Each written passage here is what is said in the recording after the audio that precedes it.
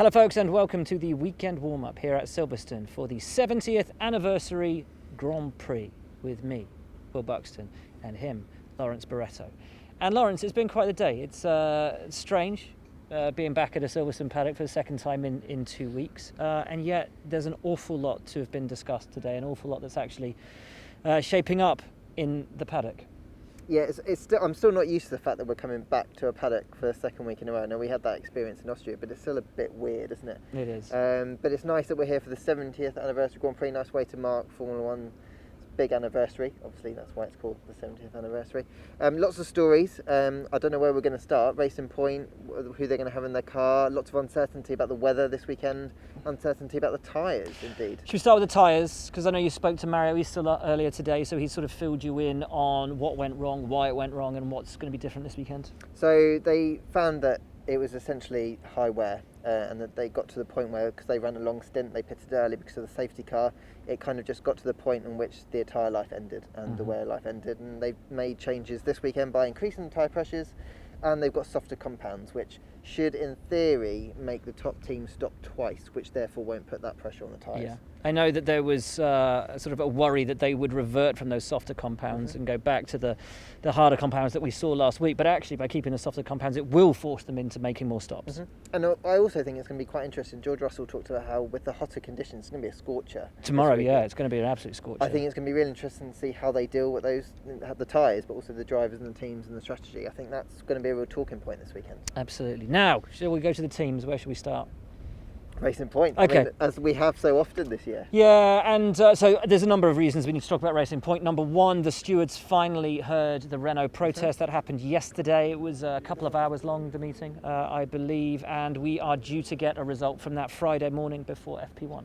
When we saw some of the team personnel coming out of that meeting, they had quite thick pads of paper. So I imagine the FIA have got a lot of work ahead of them to come to a decision, because it's a very complex issue. Well, I mean, I remember when we spoke about it originally, and it was the question of listed parts, non-listed parts, etc., etc.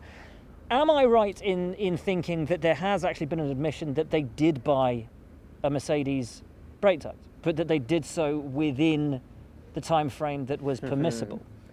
So before the end of last year, you could do what you Yes. just said, and therefore as soon as the clock ticked over midnight, you weren't allowed to do that. Into January the 1st. But they can't forget or get rid of the things that they've bought already. No. And therefore, in that kind of that's their argument, that they did it all Completely legally. So if they bought it on the 31st of December, they can copy away to their heart's content, because it was legal for them to do so on the 31st of December. Exactly. But on the 1st of January, it wasn't. Exactly. Yeah, okay. I mean, it sounds very simple, but that's essentially what's happened. On the notion of being half pregnant, Great segue. well, yeah, Sergio Perez. So, he has, according to Public Health England, done his time, as it was. He's done his 7 days of isolation, and so can come back to the track if he passes a PCR test as negative. Yes, I mean, that is a statement of fact, Will. He can do that. Some people are a little bit upset that he's not being made to take 10 days isolation, because, and here's the weird thing about this, is his inconclusive test was on the Wednesday. His negative test was positive test was on the Thursday. The advice or the recommendations in the UK changed between Wednesday and Thursday from 7 days to 10 days. And Racing Point have been, I think, arguing the fact right from the outset that it should be a 7-day isolation rather than a 10-day isolation, because that first test that suggested he wasn't negative was within that 7-day period. I think the difference, and why some people might not be confused by what's happening, is that the Formula One regulations, the FIA regulations, are much more stringent than the Public Health England ones. And therefore, because of that, it perhaps might come across that they are being more lenient for a Formula One driver. Racing Point really want Checo in the car. That's the only reason that they're really pushing for the test results, to push Public Health England for a decision of whether it should be 7 days or 10 days. They just need them in the car because they know at this circuit they can get a really big result. I get that, I do, but does it go a little bit beyond this? Because there is the argument that from the outset, Checo tested positive of COVID-19, and the question wasn't, well, how do we get him better? How do we look after him? It was, well, how long is he going to be out of the car? How do we get him in the paddock? How do we get around this? You know, there is, and I think, you know, a lot of people have today been arguing this in the paddock, to say, well, you know, are they just trying to get around the rules rather than stick? As you said, you know, the rules are in place for a reason. It's not that the PCR it's not that the testing is more rigid in Formula One than anywhere else. It's the same PCR test anywhere else. If you have the viral, the geneticism of the virus in your system, it will show up as positive. The PCR test is the PCR test. Is there a fear here that they are so focused on trying to get him in that they're not thinking about his well-being? I'd like to think that as much as teams want to go racing and they want to get the best results, they have a duty of care for their drivers, and I would like to think that... And the paddock at large. Exactly, and by allowing Checo to race, that means he's going to be in the paddock with all of us, encountering everyone, you know, all 2,000 people that's in there. They've got to be confident that everything is above board, because they don't want anything spreading. Well, you know, as we recognised from day one, the fact that he'd shown up as being positive showed that the system worked, and he wasn't allowed in, showed that the system worked. From that point on, it stopped being an F1 related, well, not related, but regulated issue, and it went into the hands of Public Health England, and it was then down to what are the laws of the land, essentially, as to how long he needed to isolate for. Exactly. What Formula One now is in control of is, obviously, once the test result comes back, if it's negative, he will not. If it's negative, he will be allowed in the paddock. Yep. If it's positive, he will not be allowed back in the paddock. And it's that simple. It's that clear cut, and they've got to be like that because they just can't take any risks. Yeah, absolutely. Okay, we are also talking about Racing Point because Sebastian Vettel left the track here on Sunday night with Otmar Safnauer, blurring the lines of the bubbles. You're not supposed to do that. Well, they went to a petrol station, Sebastian for said what? in the press conference, to get petrol. To buy a Mars bottle to get.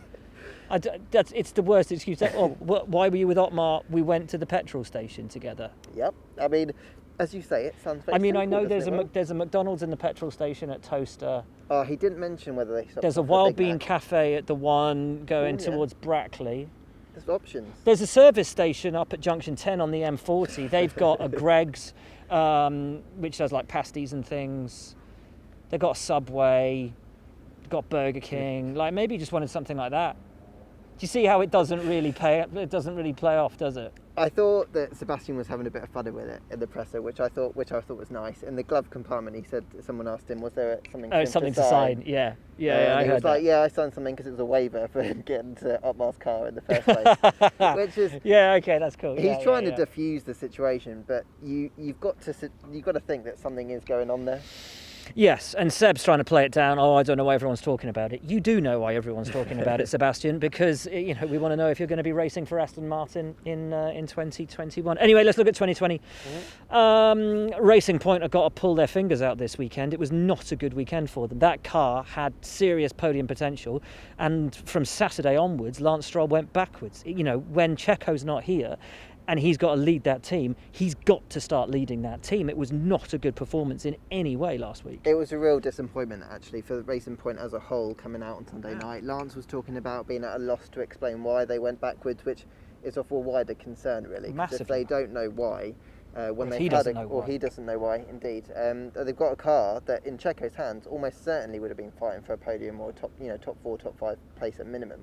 Yeah. And Lance didn't deliver that on Sunday afternoon. And I think that, as we go back to what we were saying earlier, I think that's why they're pushing so badly to get Checo back in the car. We've talked about Pirelli and the tyre issues, and it didn't hit anybody any worse than Valtteri Bottas. A 5-point deficit in the championship became 30. Oof.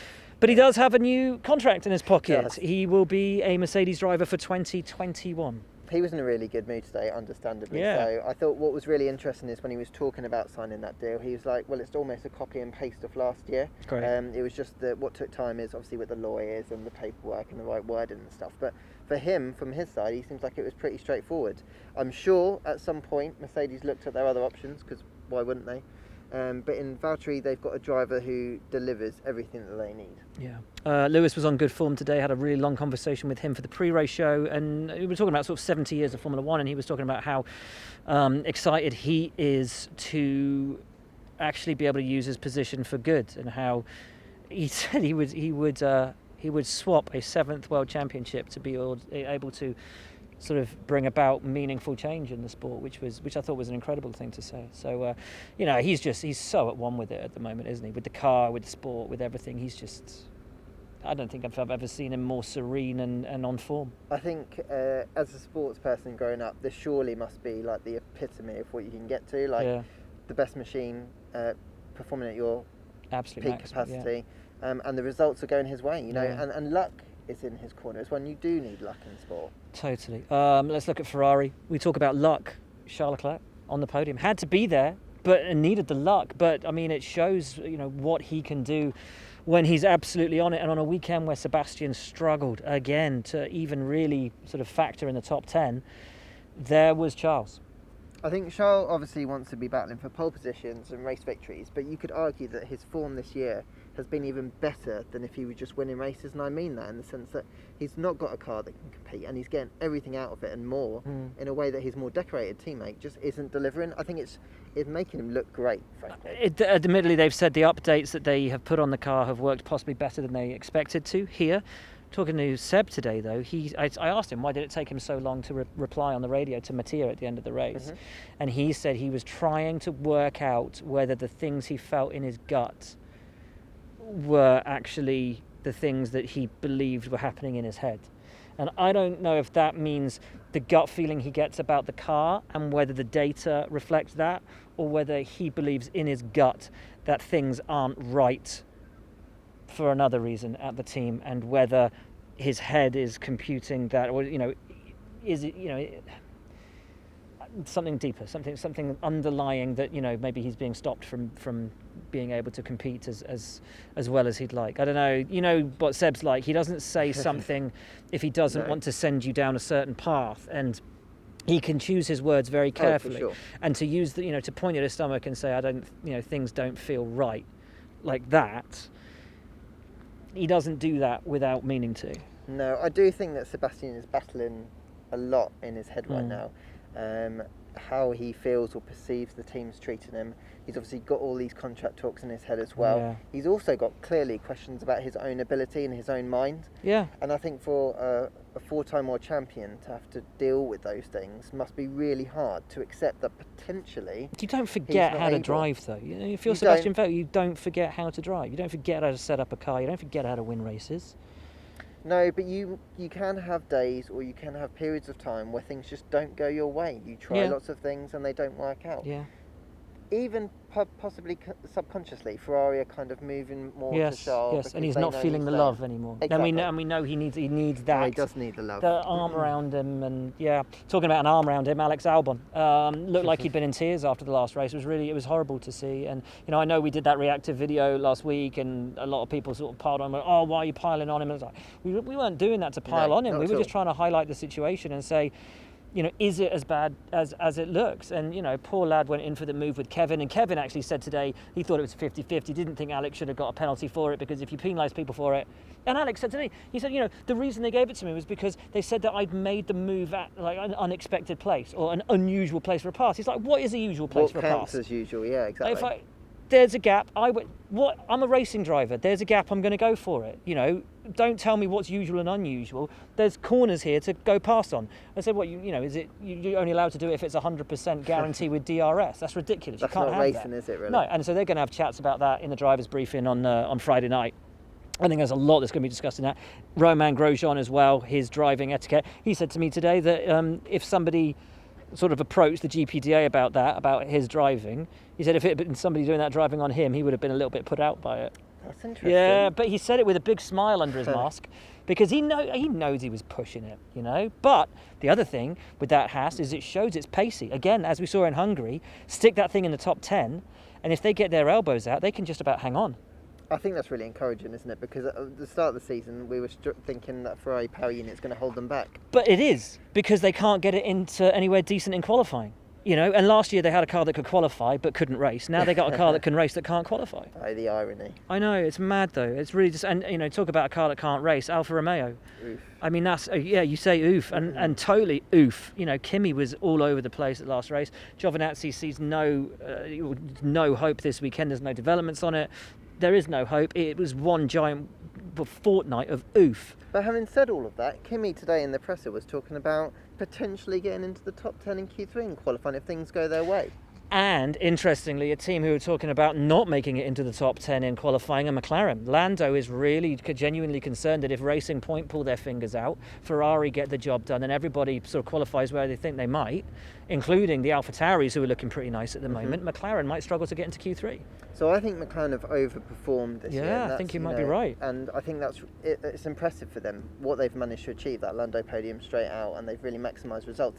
Carlos would have got P4 at Silverstone last weekend if they hadn't had the tyre deflation. So I think from McLaren's point of view, actually, they've got to be pretty pleased with what's coming up. And even if, AlphaTauri are coming up and Racing Point deliver where they say they're going to deliver, so long as McLaren are there, like they have so often been now in this new era, they're there to pick up the pieces. Let's talk about AlphaTauri while we can. Pierre Gasly, again, bloody brilliant last time. He was mega. I think he went under the radar a little bit, I think, because there has been so many good performances this year, but I think you're right to pick him out because I thought he was, not just this weekend, but I think all season. Really. Absolutely agree. He has been very, very impressive, and I think some people are going to forget already that he got dropped by Red Bull, and he's kind of proven them wrong in many ways, isn't he? Yeah, I mean, it's what we were talking about in the Albon video. Just give these guys a bit of time, a bit of faith, a bit of confidence, put an arm around them, and you'll get... I mean, you're saying Pierre didn't forget how to drive. No. Alex Albon hasn't forgotten how to drive. Danny Kvyat never forgot how to drive. But when you kick the stuffing out of people, what do you expect? It's hard for them to come back from it. And he looks like a different guy this year, actually, Pierre. He's so relaxed. And that move on Seb through Stowe, around the outside into that was beautiful. And it was so nice. Exactly. And I know that Ferrari is struggling, but he's going up against a 4-time world champion. He had the confidence to really go for it, and he made it stick. He did. He's competing against a Racing Point on pure pace as well. Pierre, star of the year so far, I think. Danny Kvyat, 100 races up this weekend. And there were times when he was going through that hell at Red Bull, you never would have seen that coming. So no. I'm happy for him that that's happening, and the car looks pretty solid underneath him. So. He was pretty happy with the pace before he had the accident last weekend. So I think he's encouraged. He was, and the other thing was, his quali pace was really good. He just had, he was really happy with the car, really happy with his lap, but he had the gearbox penalty. Let's talk about Williams very quickly. Again, they moved the car more towards race pace and quali pace last time out, but still both drivers. George did. Nicholas should have made it through to Q2. Obviously, then George got the penalty. But they're both, I think, very optimistic about the fact that they switched it more towards race pace and yet still had good quali pace. Yeah, I think there's a little bit of surprise within that team at how well, not only the start of the season, but how they've kept building that performance going forward. They just need belief back, don't they? And I think that belief is starting to come back a little bit now, building in those results. George, today, when we spoke to him ahead of the pre-race show, said they've exceeded expectations this year, but he said it with like a glint in his eye because he kind of felt that if he could get things together, he could really start to deliver. I see this as his first real year in Formula One in many ways. Yeah, I'd agree with that. Right, let's. I think we've pretty much done everyone, haven't we? We've only really got Renault left to talk about, I think. Upgrades on the car this weekend? Yep, I think what's been encouraging is they've kept bringing upgrades consistently. Yeah. And both drivers seem pretty happy with how they're going on the car. Well, and British Grand Prix, the last laps, the Renaults were the cars to watch because while everybody was kind of settling in for the last few laps, they were just picking up the pace. The car started to come to them, and that promised race pace that we talked so much about during pre-season, it was suddenly there, and they were looking great. And I know Daniel was talking to you today, saying he sees them potentially doing third in the Constructors. He even talked about doing a shoey on the podium. Oh, yeah. The thing is, Daniel's not the kind of guy who's going to go out and make those bold claims. No, not unless he believes it. Doesn't genuinely believe it. The fact that he's talking about shoey, I can't remember the last time he talked about that. And so I think that is telling that he was talking about trying to do a shoey. Well, it was a fourth place last time out with a Ferrari that probably shouldn't have been up there. And okay, Bottas had his problems and all of that, but honestly, those last 10 laps for the Renaults were so... And Esteban came on the post-race show, and he was just... You could see him, he was just buzzing, like totally buzzing, because something's unlocked in that car, and they're over the moon about it. Yeah, Esteban had 2 tough races come into Silverstone, so I think for him it was a massive confidence boost. We talk a lot about the way people carry themselves and the way they talk about it, and those 2 guys have been shown that things are going very well inside that yellow garage. Yeah, and after it had been such a disappointing start to the season as well. We have touched on every team, haven't we? We've covered all our. I think we have. We've haven't hit- we? we've hit everyone. We've hit them all. Brilliant. So, expectations, anticipations for the weekend. What do you see? I'm really excited because I think you could just say, well, it's another race at Silverstone, but we've got different weather conditions. Yep. We've got different tyres. Yep. We've got drivers who will hopefully learn lessons from mistakes that they made at the last race. And this, generally speaking, this place always offers up great racing. So let's hope that all those factors come together to give us a good weekend. I like that very much. Thanks, Lawrence. As Will. always good. Thank you, folks, for following along. Enjoy the weekend for the 70th Anniversary Grand Prix. If you're wondering why it's the 70th Anniversary Grand Prix here at Silverstone, the very first Formula One Grand Prix was held on these fabled corners here at Silverstone when it was just the access roads around a World War II airfield back in 1950. So that's why it's the 70th Anniversary race here at Silverstone. Can't wait. Awesome. Right, shall we head to the hotel, Lawrence? Let's get some food. Let's do it. Right, see you later, folks.